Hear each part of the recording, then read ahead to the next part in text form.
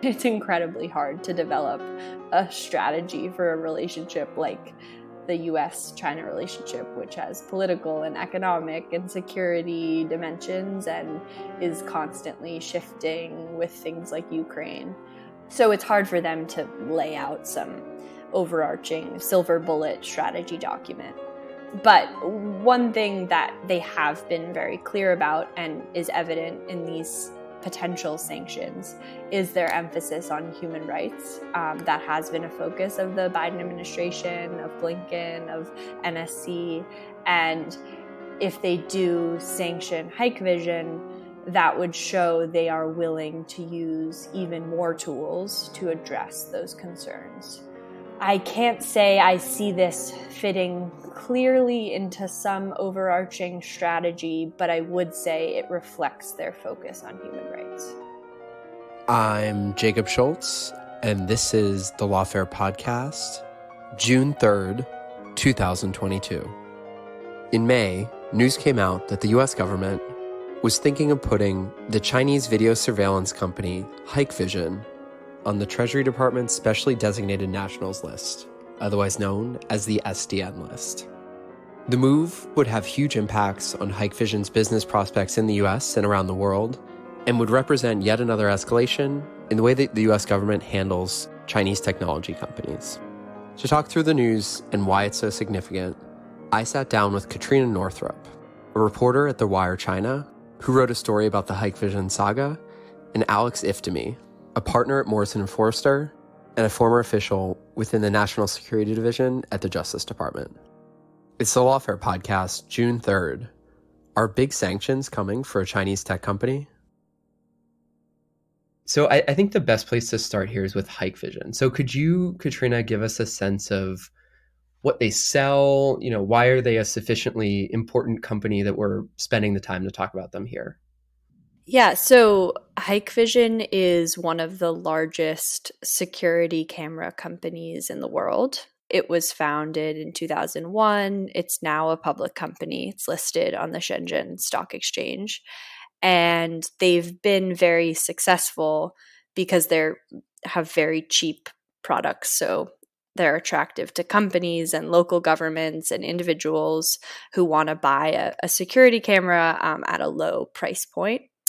And the company says its products are used in 150 countries, including the US. So it's truly a globally used company. And there are about 4.8 million Hikvision surveillance cameras outside of China, and about 607,000 of those are in the US. So they're all over the place. They're very ubiquitous, and they're used by a whole range of different people and companies and governments. And you had some interesting details in the piece that you wrote for The Wire about some prominent places within the US where these cameras might be. Yeah, there's a platform called Shodan, which allows you to look at devices connected to the internet. And so if you search Hikvision in DC, you can see a map of where they are in the city, which is kind of interesting and fun to see. But they are all around the blocks near the White House and the Pentagon and the Capitol. So they are in, some of the most prominent places in DC, as well as I'm sure if you looked up in New York or in Los Angeles, they would be all over the place as well. And talk a bit about the ownership structure of the company, right? Is this a mostly state-owned company? Is it some combination of state and private actors within China? Yeah, so it is around 42% government-owned. Specifically, there's a state-owned company called China Electronics Technology Group Corporation, and that is the company that is the state-owned actor, and it owns the 42% through its subsidiaries, and that is the largest shareholder. So there's a significant portion of government ownership. The rest is not government ownership. Okay, so we'll come back to Hikvision in a bit, but the other pillar of what we're talking about here is this list called the Sdn List. So Before we get to why exactly Hikvision is in the news, why we're talking about them, Alex, could you describe what is the SDN list? So the SDN list is the centerpiece of the Treasury Department's sanctions programs. It is the specially designated nationals and blocked persons list. And it includes individuals, groups, entities that have been designated by or under a Treasury Department sanctions program. And so this is the list that includes any individual or entity whose assets are blocked and for which U.S. persons are prohibited from dealing with them unless there is a license in place. And this list includes both entities that are subject to country sanctions like the Syria, Cuba, Venezuela sanctions, and it also includes individuals that are subject to non-country sanctions, things that are focused on a particular subject matter area. So sanctions related to the proliferation of weapons of mass destruction or narco traffickers or human rights abusers. So it's a whole collection of different, right? There's not just one reason why a company or someone ends up on this list, right? That's exactly right. I think that's an important piece to understand about the U.S. sanctions regime, which is that it is not this monolithic list with one standard and one reason for getting on the list. It is a compilation of more than a dozen different sanctions programs, some of which are regionally based or jurisdiction based, some of which are subject matter based. So malicious cyber actors have their own kind of sanctions program, for example, that they can be designated under that is different than the program for designating narco traffickers or weapons proliferators. And some listeners will probably know the mechanics of how it works, but could you sort of explain, maybe walk us through, like, what is the consequence of being on this list, right? Like, we hear the phrase that some X, Y, or Z is sanctioned, right, pretty often, but what does it mean in sort of practical terms to be included on this list? Being on the SDN means that individuals in the United States and also entities that operate in the United States are essentially prohibited from virtually all dealings with parties designated on the SDN list. So you can't buy their products, you can't sell to those entities, you can't provide services to those entities or receive services from those entities of any kind whatsoever.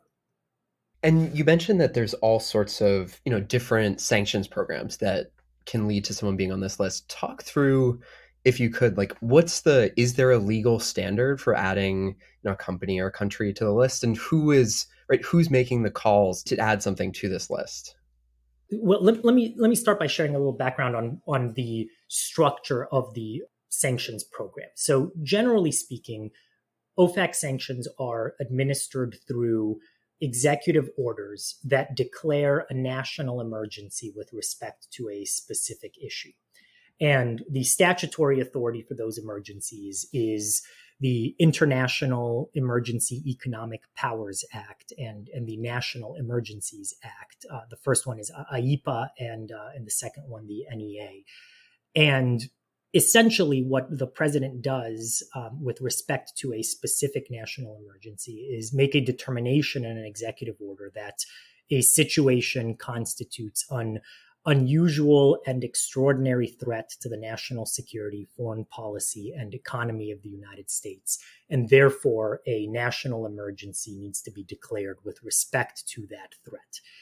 And that's how each of these sanctions programs is essentially constituted under its own national emergency that is declared with respect to a particular threat. And then how an entity or individual is added to one of those programs, it really depends on the particular authority that is relied upon. The executive orders essentially lay out what the standard is for an entity to be added to that specific program. But this is a process that happens entirely within the executive branch. There's no judicial review of the designations that are made.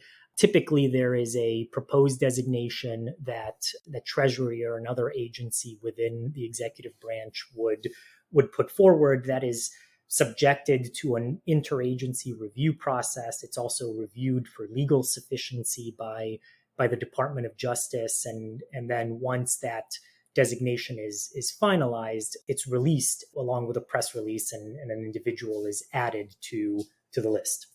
All right. So with all that in mind, Katrina, could you talk to us a bit about the newfound potential link between Hikvision and this list that Alex has just described to us? Yeah, in early May, the FT and then Bloomberg reported that the Biden administration is considering putting Hikvision on the SDN list. So Hikvision would be the first major Chinese tech company put on that list. So it caused a big splash, and a lot of people responded. Since then, the administration has not moved to do this, and I don't think anyone in the administration has publicly confirmed this consideration. And Hikvision told me when I was reporting on this, I guess now a few weeks ago, that the move is still not verified. So we don't know exactly what's happening, but even the consideration of this move caused a lot of people to think about it and think about what it meant for kind of the broader approach to sanctions and the broader approach to Chinese tech companies under the Biden administration. And so before we talk about like what might be the reason to add Hikvision to this list, I want to just like pause on why is it so important that this is happening, that we're talking about it, right? Like if you follow OFAC or you follow the Treasury Department on Twitter, you see all the time that they add new individuals, entities to this list, right? And it often does not get very much attention, right? You can sort of see a couple people tweeting about it, but there's not this sort of concerted focus on it, except in instances, maybe related to the invasion of Ukraine or to, high profile cybersecurity events. But so what is so important about this that it's gotten the attention that it has? Maybe Alex would have more to add to this, but I think why it's gotten so much attention is Hikvision is a global Chinese tech company. It's a huge global brand. This addition to the SDN list, people call it, a company killer move. Even Huawei was not added to the SDN list. So this is just a big escalation. Obviously, Hikvision has been targeted by sanctions before, and we can talk about that. But this is just a far more wide-reaching sanction, and it's the first time that the U.S. has decided, okay, here's this huge Chinese global tech brand. We're going to put this on the SDN list and essentially bar any interaction with the American financial system. And Alex, any thoughts on that? I would just add, I think Katrina has it exactly right. I would add that there's really no global Chinese tech company that is currently on the SDN list. So this would be a unprecedented move, and it may be indicative. It may be read by the private sector as well as our allies as a further step toward the economic decoupling of the United States from China. That if this is the direction in which U.S. policy will move in terms of using its nuclear option in terms of sanctions to go after Chinese brands, that there may be more to come, and that we'll see other global brands that are added to it. And essentially, the world will be forced to pick between using the U.S. financial system and doing business with these various entities. So it has a significant impact, both just in terms of Hikvision being a large corporation that does a lot of business in the United States and across the world, but also in terms of what it may mean for the future of U.S. sanctions programs and how they are used. And before we move on, you mentioned there that, right, this isn't just something that affects people that would affect people within the U.S. who want to do business with Hikvision. Is that right?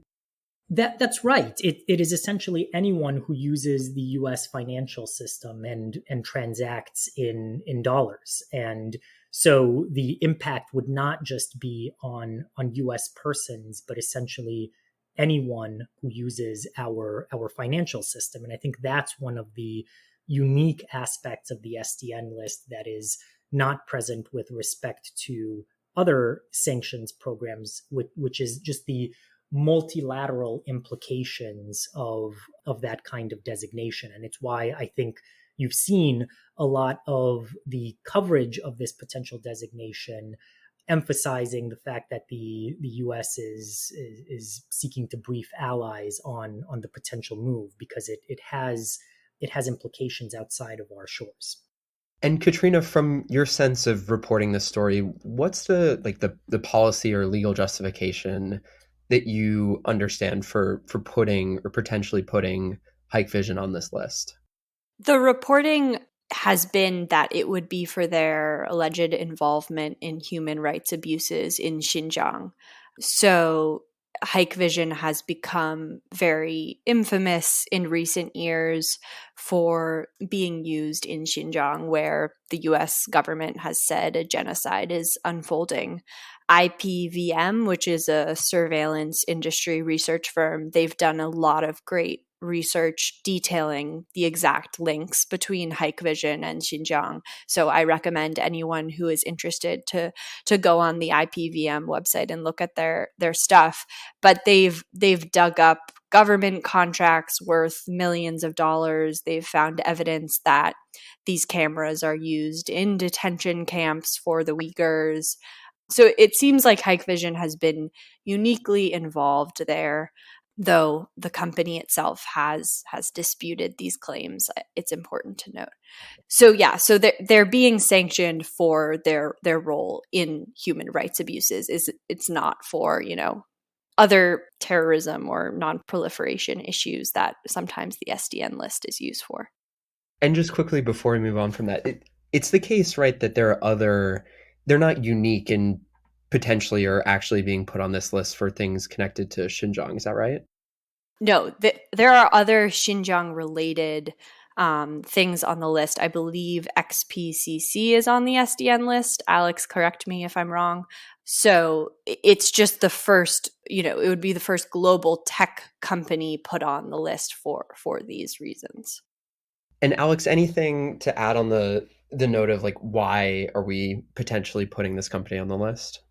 I think the human rights justification is the core of what is likely at issue here, but certainly there have been other concerns expressed about Hikvision, most notably the cybersecurity, cyber vulnerability concerns about its products, and that in particular is a concern that essentially, because of the prevalence of these cameras in the United States near sensitive facilities, that there may be an opportunity through these Hikvision cameras for the Chinese government or other actors to essentially hijack the cameras and use them to surveil the regions and to have access essentially to the camera footage.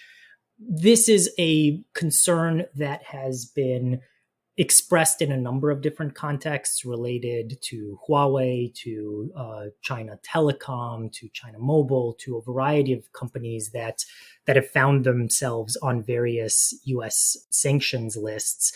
And it's a concern that gets at a general national security fear that because these companies are state-owned, because they have to comply with the direction of the Chinese government, that they may be more susceptible to being used as tools for global espionage and related concerns.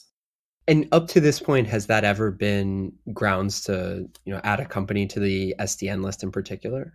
Not the SDN list. As I mentioned, there have been a variety of other tools used in that context, including the entity list, Section 889 of the NDAA, and FCC rules, but we haven't seen the SDN list be used in that way. So you just mentioned there, Alex, the entities list. And Katrina, you had noted in your piece that this is a company that's already made it onto the entities list, as it's called. So I wonder, Katrina, if you could talk to us a bit about that and walk us through, the sum total of pretty extensive U.S. government actions already taken against Hikvision. And Alex, feel free to jump in wherever feels best.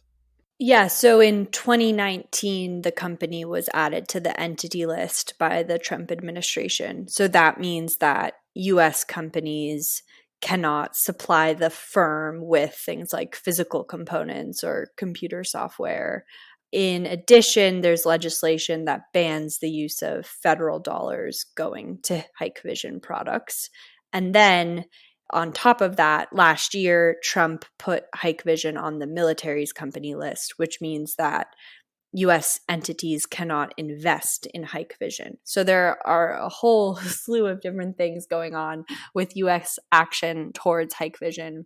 As we've said before, the new SDN listing would be far more wide-reaching. And there's a sense, many people I talked to for my piece said that, we have all of these sanctions on Hikvision already.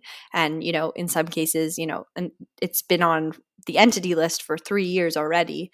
And yet Hikvision products are all over the US and all over the world. So obviously something hasn't been very effective in targeting it. The SDN list would be effective in eliminating its presence from the US.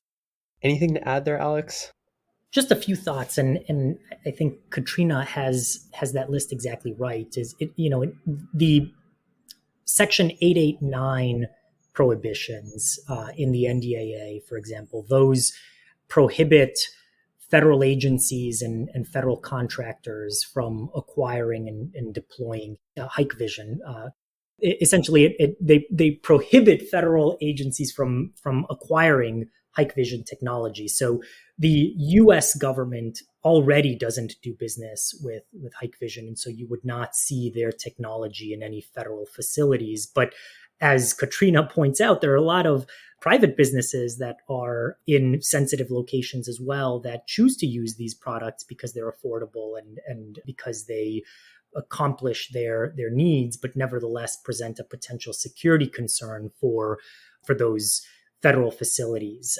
There is also a new FCC rule that essentially prohibits the FCC from authorizing new licenses for entities that are on the FCC's covered list.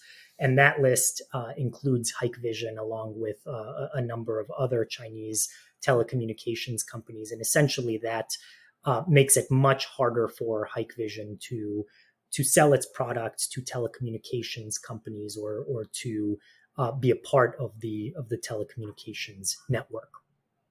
And so by my count, looking at what both of you just said, so we're talking about 4 separate lists housed in, I want to say 4 different components of the executive branch, along with separate congressional action.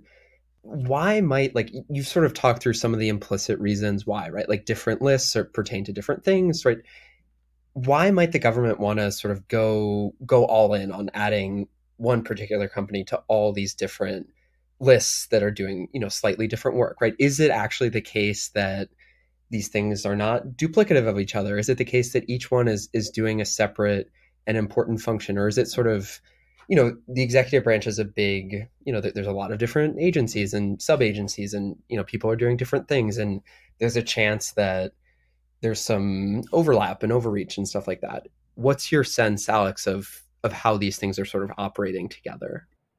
First, I think it's worth noting just the sheer amount of different authorities that are at play here. I think when most people think about U.S. sanctions, they're assuming something akin to the SDN list and assuming that essentially that's the only way or the only tool to impose sanctions.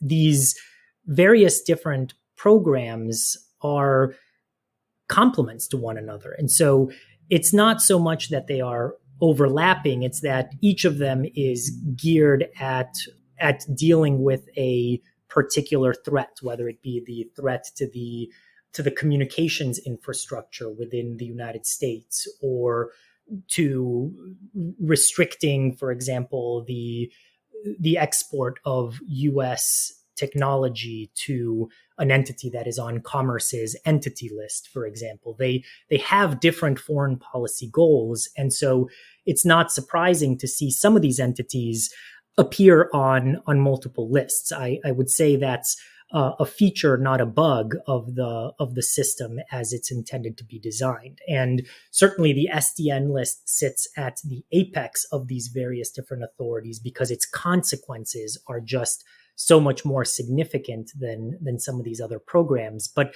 there are a variety of entities, and I will say a variety of Chinese entities, including Huawei, ZTE, Hytera, China Telecom, China Mobile, that are included on a variety of the lists that we've talked about.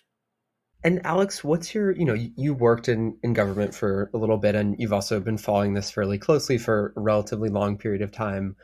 What's your sense of how these various, authorities and enforcement mechanisms have changed in the past 6 or so years, especially since the start of the Trump administration? Is it the case that the extent to which they're paying attention to Chinese companies has increased a lot, or is it just that it's ending up in the news more often? What's your closer to 10,000 foot view of what might be happening here?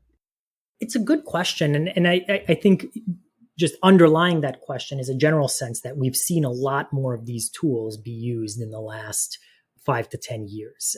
And they've evolved. And some of these tools are new and didn't exist as of a few years ago. I would say actually many of the sanctions tools that we've described here were either created or significantly expanded during the Trump administration, and largely have continued to be used by the Biden administration. And which ones are those, Alex, before you move on? So for example, the investment restrictions that prevent investment in Hikvision, this is a Trump administration EO that focuses on entities that have supported the Chinese military. That's a new authority that was further revised under the Biden administration. The Section 889 sanctions that were included in the NDAA, I believe that was in either the 2018 or the 2019 NDAA, and the new FCC rules are also new tools that are being used much more so than they were in years past, and even in the Obama administration when I was in government. There's an expansion of tools, and I think a greater desire to use these tools in ways that support U.S. national interests. And there's also a sense from the last few years that these tools have been effective in reaching U.S. foreign policy goals. The entity list designations of ZTE and Huawei, for example, I think have had a significant effect and have been seen as policy wins by the executive branch. And so there's a desire to see how these tools could be used in the future to achieve foreign policy, national security goals. So I want to bring us back for a little bit, at least, to Hikvision itself. So Katrina, in the piece that you wrote, you sort of sketch out what some of the potential downsides of adding Hikvision to the SDN list might be. Could you sketch some of those out here for us? A lot of people I talked to said that this is a pretty escalatory step and there are real downsides. In particular, John Bateman at Carnegie, he wrote a long piece about this, and I also talked to him. And his argument is basically this raises questions about where is the stopping point. So if we single out Hikvision, are we also going to put other Chinese tech companies potentially involved in Xinjiang on the SDN list? What is the criteria that we are using to figure out which ones we add and which ones we don't add? The other part of his argument is that he worries that this could result in a kind of runaway decoupling. So if we take these steps, we're not in control of what China is doing in response. And they're already taking steps to decouple their systems from the US. So this could lead to an escalating decoupling that doesn't necessarily benefit the US. So there are people who say that this move could result in serious downsides. On the other hand, there are other people who argue that we have this tool, we have the SDN list, and if we want to take action against companies for being involved in Xinjiang and hold them accountable for, human rights concerns, then we should use it. So there's very much still a debate going on about what these sanctions would mean. And you had an interesting detail, if I'm remembering right, in the piece that you wrote about people's views on who actually might benefit from these sanctions, right? From a business perspective, if Hikvision was to be added to the list. Could you rehash some of that for us here? So the other major security camera companies who are offering the same products as Hikvision at similar price points and with similar features are Chinese companies. So you have Dahua and you have Uniview, and those Dahua is already on the entity list, but obviously they wouldn't be on the SDN list yet. So both Dahua and other Chinese companies would be benefiting from this. There are US and European security camera companies, of course, but most of them, I was told, are at a higher price point. So they're not necessarily a substitute for what Hikvision provides. And Alex, what do you make of the wisdom of adding Hikvision to this list?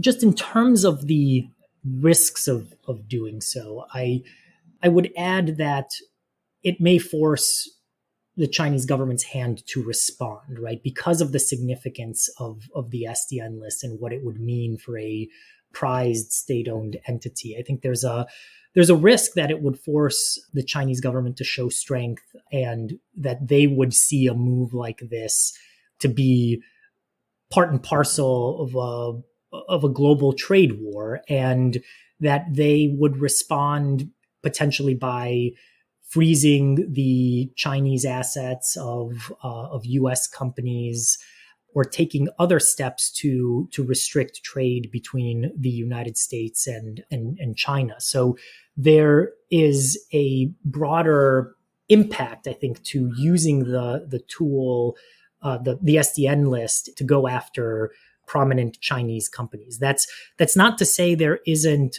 a justification for doing so here. As Katrina said at the outset of the podcast, the track record of human rights abuses that Hikvision has been involved in and allegedly are incredibly significant. And there may be a way here for the administration to distinguish this action from other companies that have been thrown out as potential contenders to be added to the SDN list, and to see this as a one and done designation. But that will really depend on what information the U.S. government provides in making the designation, if it makes the designation, and what the basis for that designation ultimately is. And so listening to you both talk through what the benefits and drawbacks of this might be, it seems to me like there's almost two separate tracks that are related but a bit separate. There's this sort of enforcement practical impact track where you add Hikvision to this list, there are serious consequences to their business and to their business in the US and with US allies. But then there's also the sort of separate but related messaging point, right? What is being communicated by putting Hikvision on this list, and what's being communicated by putting any given Chinese company on one of the many lists that we've talked about. I'm curious for both of your sense on the messaging point.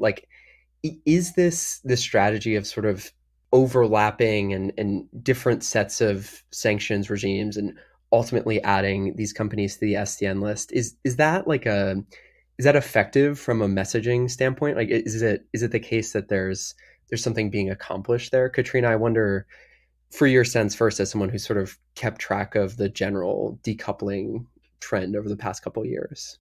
Yeah, I think, to be honest, I think most people read a headline about a company getting sanctioned and they don't really parse out the details of, is this the entity list or is this the SDN list? There are very few people who are keeping close tabs, like Alex, for example, or me, around what type of sanction is this. And so as a result, it's hard to parse out what the strategy is if you're not looking at it from that granular level of detail.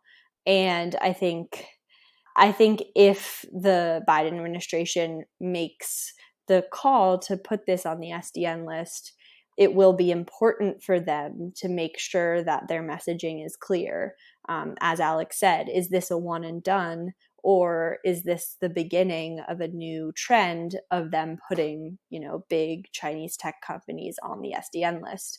And to make that clear will be important for a lot of different stakeholders. And also it will be important for how it determines the Chinese response. And Alex, what's your sense of that?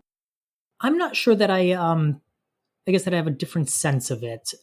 What I would add to Katrina's good thoughts is I think there is value to having a variety of different tools because it allows the US government to pick between a variety of different options that ratchet up the consequences of appearing on a list. So if the only tool in our toolbox was the SDN list, it would leave very little room to ratchet up pressure when tensions increase or when certain threats emerge that warrant more severe action.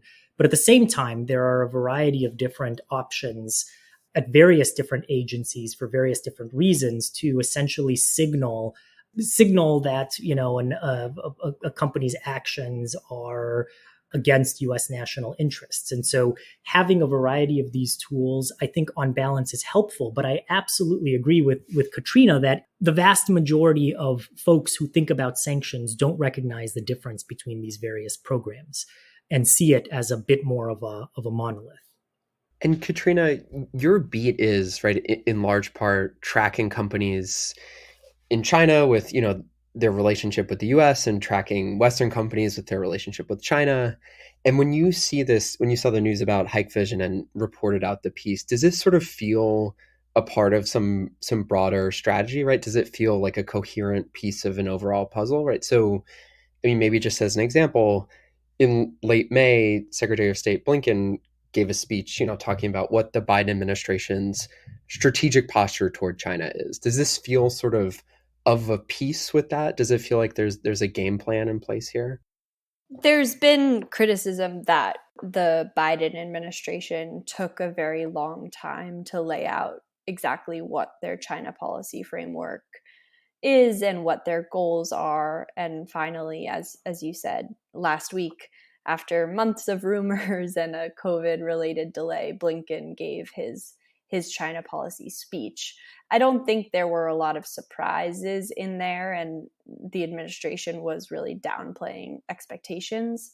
They unveiled a new slogan, invest, align, and compete. But besides that, I don't think there were many things that people were surprised by. But I don't think anyone who has been critiquing the clarity of the policy would have seen that speech and said, oh, now I have clarity. I think there will still be concerns about a lack of overarching strategy, and therefore moves like putting Hikvision on the SDN list can seem kind of random. On the other hand, I think it's hard. It's incredibly hard to develop a strategy for a relationship like the US-China relationship, which has political and economic and security dimensions and is constantly shifting with things like Ukraine. So it's hard for them to lay out some overarching silver bullet strategy document. But one thing that they have been very clear about and is evident in these potential sanctions is their emphasis on human rights. That has been a focus of the Biden administration, of Blinken, of NSC. And if they do sanction Hikvision, that would show they are willing to use even more tools to address those concerns. So I can't say I see this fitting clearly into some overarching strategy, but I would say it reflects their focus on human rights. And that is a great place to end. Thank you both so much for coming on. Thank you. The Lawfare podcast is produced in cooperation with the Brookings Institution. If you like the Lawfare podcast, you might consider checking out our other podcasts in our broader family of Lawfare podcasts. There's The Aftermath, a narrative podcast series about efforts at accountability after January 6th. There's Allies, a new narrative podcast series about the Special Immigrant Visa Program and the withdrawal from Afghanistan. And then there's also Rational Security, Chatter, and Lawfare Noble. Please rate and review the Lawfare podcast if you use a podcast service that allows you to do so. And please do consider sharing us widely. And while you're at it, think about becoming a Lawfare Material supporter at patreon.com/lawfare. Material supporters get access to special events and special privileges. The podcast is edited and produced, as always, by Jen Patia-Howell, and I was your audio engineer this week. Your music, as always, is performed by Sophia Yan. Thanks so much for listening.